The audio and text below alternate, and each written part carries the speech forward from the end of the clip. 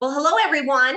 On behalf of TPA Benchmark, I want to welcome you to our inaugural video event.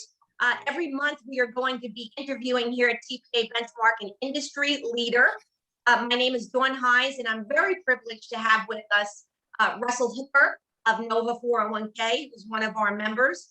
And Russ, thank you so much for being our inaugural interviewee this month. Oh, thanks for having me. I'm shocked that I was the first one. So this is a good times here. I guess it's nowhere to go but up. Yes. After this one. Yeah. Well, hey, it's going to be a high bar to meet after this one. So Russ, I had about 5 questions to ask you. We're moving into August here, coming up on the start of the fall selling season, and a lot of TPA owners are thinking about maximizing fourth quarter sales. So a couple questions for you. First of all, what's your outlook for the 2021 fall selling season at your practice at Nova? What's your outlook? Pessimistic, optimistic? I'm cautiously optimistic, and I think it's a strange question because it's not a strange question. I mean, it's the question that we always ask around this time of year, selling season. But when I'm talking to some of the wholesalers and different record keepers, everybody seems to be having a tremendous year, and so I don't know how to explain it, why it's been so robust throughout all of this year so far, even the month of July. So I hope that it's the same thing we see, going into this selling season. I think from an outlook standpoint, I think we have a lot of positive things from a TPA standpoint to talk about. I think the prospects of Secure Act 2.0 getting passed are really high. I've seen some things there. I think that we as TPAs can pivot on to create a sense of urgency and call to action to either do a plan or to improve your plan. I see the advent of the state and in some cases local New York City plans coming online. Those are opportunities for us as TPA practitioners to kind of frame that up in such a way that we can do better. You get to make your own choice instead of having somebody else make it for you. And then frankly, from another political angle is, I think tax rates are probably on the rise, right? And so we all are in the sort of the tax sheltering or maximizing tax benefits for our clients. And so, while politically you may not like that, I think from a business standpoint, it's a huge opportunity. I think on the downside, it's, we're sitting here in August, the potential of COVID once again sort of impacting our ability to get in front of those things. But I think if you, just don't let that get you caught off guard and focus on those things that are, I think are opportunities, I think it's going to be really good. Oh, that's great. Well, that's what we like to hear. So for the TPA owners out there, the month of August is, I think, a great time to start getting ready for September.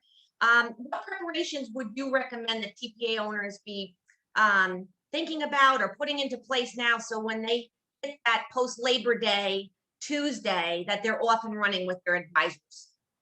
I mean, the month of August goes by so quickly because it seems as the kids go back to school, and depending on where you are in the country, that starts happening, first, second week of August. But once everybody's kind of settled in and that holiday has passed, we're already into it. And then when you think about, that safe harbor deadline, being right there, you almost can't wait. I mean, you got to be on that like right now. Yes. So I think that's, it slips away so quickly. And again, I think the biggest thing you could do is we've already been through, some form of a lockdown or restrictions already, is whatever you learned from that, don't forget it, or, especially any lessons learned, that you didn't do as well on, and be ready to, you might get unfortunately, you may get a second shot at doing that better. I think that's the main thing you could do right now. So be prepared in addition to face-to-face. Get that Zoom ready, be prepared to communicate electronically, and now's a great time to get that content in the pipeline on Secure Act 2.0 and whatnot. So that's great advice. So let me shift to a little bit more strategic, Russ, because you've got a great perspective on the industry. We're seeing more and more record keeper consolidations. It was announced Empower is now buying through retirement, so we're seeing more record keeper consolidation. What's your perspective on the impact of this continuing consolidation on TPAs? Is there an opportunity for the TPA in the midst of all of this to perhaps highlight their value now more than ever? Well, I think it's there's opportunities, but you may not like what those opportunities are. I mean, I think one of the results is just fewer feet on the street. While Prudential itself might not have been a big TPA player, it's still that consolidation of the marketplace means we have fewer potential partners out there. There's fewer feet on the street. And I think as a TPA, it's very hard. A lot of people have established their practices, aligning themselves with one or two partners. That's really, really hard to do right now, because there's some very big players that are no longer in there. Mass Mutual, Hartford, not too long ago. It's really hard to align yourself with just one or maybe two players, because we don't know. None of us know. I mean, we all have friends that were in those organizations that didn't see that coming. And so I think it's harder to be aligned with just one. However, you've got to be relevant. You must be relevant to the partners. You can't just be everything to everybody and not really and be so agnostic. I mean, you have to, try to be relevant. And I think the other opportunity is if you're a TPA looking to grow through acquisition, I think there's some TPAs who realize that, who feel that pressure, with consolidation. So we're seeing that on the TPA side as well. I was speaking to two different record keepers this week alone that had commented that in each of their cases, they've done over 200 merger of sort of TPA IDs. We all have like an identification at the record keeper. This consolidation of IDs, where if I bought your firm, Dawn, and we now have one, there's a lot going on there. So I think, if your TPA has been thinking about that, it might be an opportunity to, there might be some people saying, hey, you know what, this isn't fun for me anymore. I'm going to hit the eject button. So I think that might be an opportunity for those that are looking to go that way. That's great. That's great. And what about the DCIOs, Russ? I mean, with fewer wholesalers to tap into on the record keeping side, are you making more hay of the DCIO opportunities? And what about like the possibility of partnering with these annuity providers that are starting to come into play in the market? Well, we've definitely, the DCIOs, those guys have been squeezed. There's less of those jobs out there today. But the ones that are out there, they're looking for the same things we all are. And that's to expand, their network and opportunities. So we have found those folks to be, big allies, getting them to think outside the box. And, I haven't seen the annuity, the annuity, it's an interesting thought. But the annuity sell, in my mind, has always been more transactional, where the 401k plan sell is more of a relationship transaction. And so those guys we just think differently, the annuity side versus the 401k side. But I would tell you, partnering with the payroll companies, I don't think I'm telling anybody, most anybody, a secret there, but you find some really good payroll partners out there. Mm-hmm. And those guys are hungry. They're looking to grow their business, and they're calling on some of the same people we are. And so leveraging, we've done a lot of events recently, 2 different events in 2 different cities with 2 different payroll companies. Right. And so I think those guys represent a big opportunity to network as well. That's awesome. That's great. And it's something I think that many TPAs can capitalize on, and it's probably on their to-do list, and they haven't done it yet, but fall selling season is probably a great time to kind of start that partnership. Yes. What are some other areas where like you can take advantage of perhaps taking over as a TPA of a case opportunity? A lot of folks are talking about the restatement process, and it's an opportunity to add value. I've even heard advisors speak about, with the industry consolidation of record keepers, if a plan is being moved from one platform to another, it kind of opens the door for an evaluation of the whole opportunity. Who's your advisor? Who's your TPA? Are you seeing things like that as leverage points to talk about maybe coming in and picking up the TPA role on a plan? Well, so that's a tricky question as it relates to the consolidations. I'm going back to the Mass Mutual acquisition of Hartford, and subsequently the Empower acquisition of those guys. Sometimes you'll try to see that as an opportunity to see if they are looking to move the plan. I don't see that as the biggest opportunity. I don't think, but in my role is in sales. I always use this term. I go, my role here at Nova is to make the house bigger, not to move the furniture around inside of the house. So as a TPA, me moving, or trying to encourage somebody to move from one record keeper, a current client from one record keeper to another, that's not really growing my business. Now, that being said, I do want to retain the business. If it's going to happen, I'll go back to my earlier comment about being relevant. You got to be relevant to the clients. And so I think your opportunity is to be relevant. Make sure you're in tune with that. Because when there is a situation where they're going to look, you want to be in a position to retain. And there's some stats out there that show that some TPAs are not that successful in retaining business. In other words, when it leaves the record keeper, 5 out of 6 don't retain the TPA. Wow. So I really focus on that stat in particular and trying to, say, hey, listen, if that's the industry stat, and I don't know that it is, but I've heard one record keeper analyze their book, and that's what they found. If that's the stat, I want to be way better than that. And so to do that, you got to be relevant.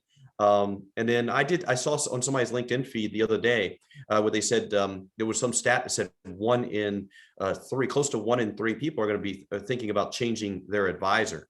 And so, again, being in tune to that, if you're getting a call as the TPA on, what is this, advisor doing, you want to be relevant. Like if you're going to find somebody else, find a way to either keep your advisor in, or if your advisor and your current record keeper are out, then to keep yourself in. And so it's being relevant. Now you mentioned another opportunity related to the restatement. And, the restatement to me, this may be, and you'd ask about my optimism in the sales season. I think this actually may be the biggest opportunity because for me, in many cases, the restatement is going to result in a bill, an ad hoc bill, a not a regular bill they're used to seeing. And so bills create questions, questions create opportunities. And so, a lot of times if you're working with the record keepers who have they've got programs in place where they might be helping to subsidize that transition, maybe they could get that restatement for, a reduced or eliminated fee. And so you got to really, if you're a TPA who's sending out those bills right now, be sensitive to that. Make sure you're engaging with your advisors, saying, hey, listen, your client may get a question on this. Here's what's going on. This is what we want to, how we want to position it.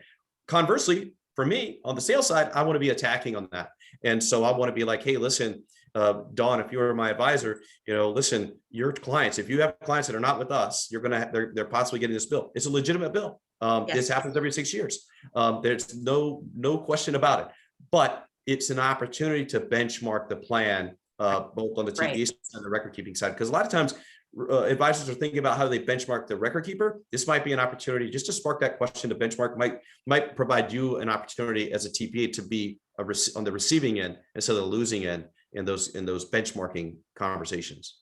And that's a great example, Russ, of how to be relevant, with advisors. I mean, you're taking current issues and you're making them actionable for them. What other things can TPAs be thinking about? That's fantastic. And that's a great opportunity up and coming. What are the ways can they be relevant, with advisors, with sponsors? Are you thinking like legislatively educating them on Secure 2.0?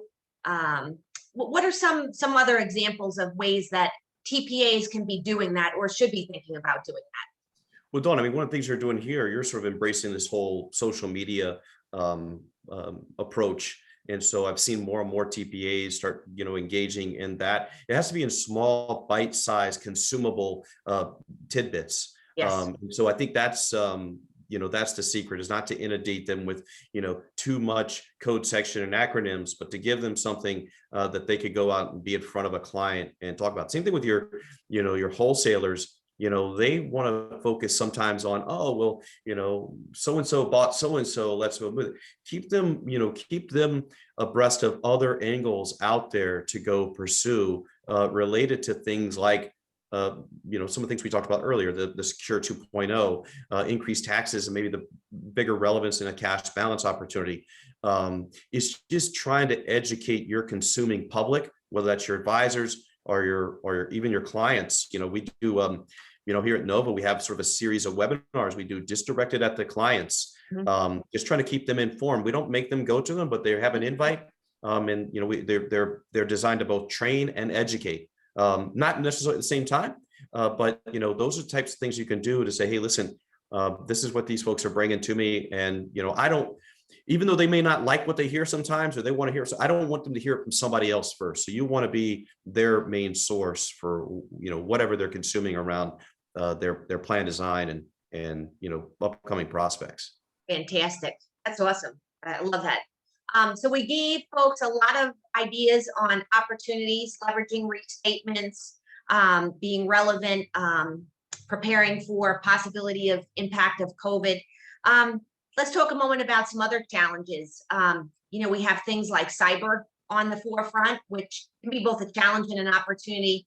What do you see coming up on the end of the year as the biggest challenge for, let's say, the mid-sized regional TPA out there? This may not be something that's on everybody else's mind, but I think my partner and I debate about this often, and she was the first one to sort of ring this alarm bell, and I kept pushing back on it, but now I've kind of watched it as well, and I think it's the impact of the CPI on our business right now. Through the end of June, it's 5.4%. That's the biggest 12-month period sort of in this recent history. And so we and I've been on, and I was on one of your webinars not too long ago. We had a TPA got on and talked about the fact that you felt like maybe some folks are overpaying for employees, that there's this we're all so desperate for talent, and so we're maybe overpaying for some folks, just to try to keep calm about that. But how do you, in the face of the the CPI increasing at the rate it is, and which puts pressure on wages, along with the downward pressure we all have on fees, right? Where there's not a whole lot of appetite for any of us, whether you're on the record keeping side or the advisor side, where we're always being asked, what can you do about your fees? And it's never, hey, can you build me a new service and charge me more for it? It's like, hey, can you do more for less? And so I think this added wage pressure is going to be interesting for those. I think if you're a small firm, where it's maybe a little more, call it family oriented, maybe those relationships you have with your employees will overcome that. But I think with the larger firms, there's wage pressure, and we have to balance that with our ability to raise fees to cover those costs. Do you think like allowing people to continue to work remote can offset some of that? We're hearing different things. Some folks are eager to kind of come back to the office, but other folks have adapted pretty nicely. And we're hearing are resisting coming back to the office. I think you guys are pretty well remote. I don't know, is that a value for really good administrators now, or is that something that everybody's doing? Well, I think everybody's doing it now. I think if you're not doing that, you're gonna, almost anybody nowadays, I think is going to let them at least work partially from home. We have had some of that resistance to coming back in the office, and it's a challenge because you want to maintain, some sort of culture. I have already signed leases, so I would like to use the properties that I've committed to paying rent for. Yes. But it's, I think the employees in particular underestimate the cost associated with allowing you to work from home. So for us, we're picking up costs associated with their home internet. Where to the extent that they are sort of maintaining dual spots, I've got to have equipment that will allow them to operate in both spots.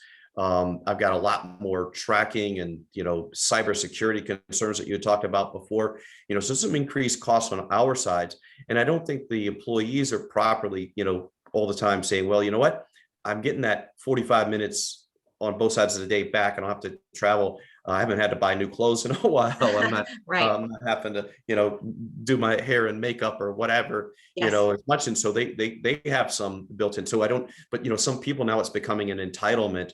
And we've got to balance that. Some people want to come back in the office and are glad to do so, and we haven't really seen it all be generational. I've seen older workers that want to come back and older workers that never want to come back. Yeah. And I've seen young people who never wanted to go home, and I've seen young people that never want to come back. So Right. I think it's all over the place. I think we do ourselves a disservice when we try to just categorize people as, some generational thing. I think people are all over the board, and some of it depends on your family situation. I mean, I got 2 sales guys as an example. Mhm. These guys, they each have 4 kids at home. Wow.